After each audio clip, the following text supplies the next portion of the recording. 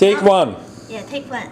I will do the steps very quick because we almost out of power. Power is fine now. Yeah.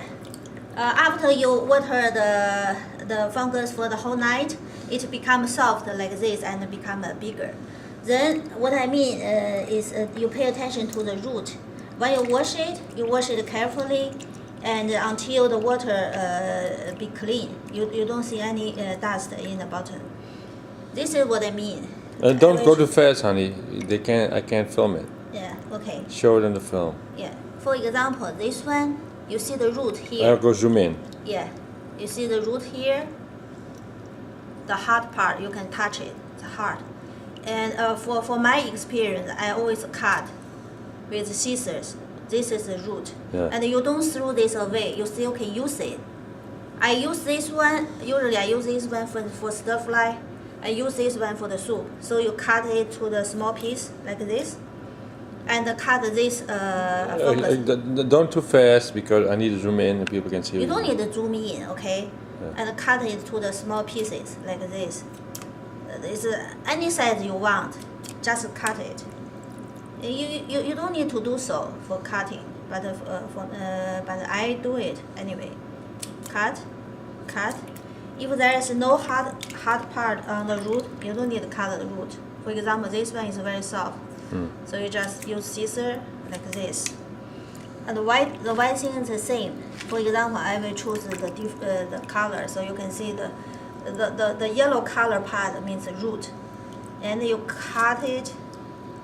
This is only root, and you don't throw the root away. You cut the root into the small pieces, and then the leftover is like this, and you either use scissors or use your hand because white one is soft. Apart to the small pieces, and do it for the whole thing. This is the whole container is for the one block of the fungus. So you use half. I don't need do it all of them because of the time.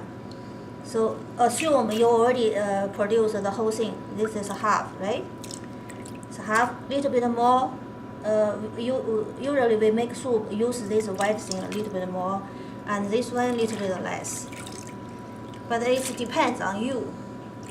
And then you add water, no matter it's warm water or cold water.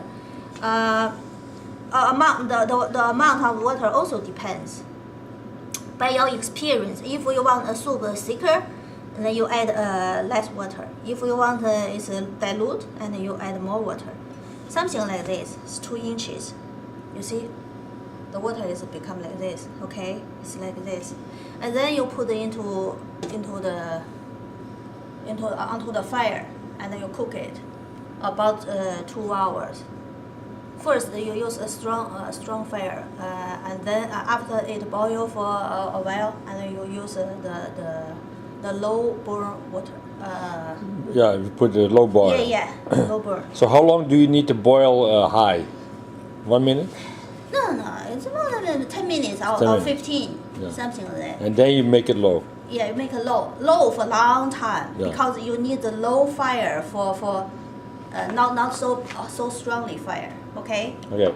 Yeah, and for the leftover, you put into the container like this, and add some salt, and add the water, and put it into the refrigerator like this. Yeah. How much salt?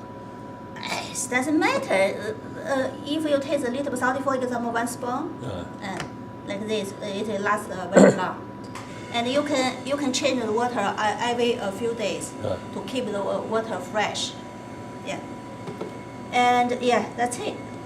And after you cook it, and you can add any kind of fruits into the soup to make it more colorful and tasty. Yeah.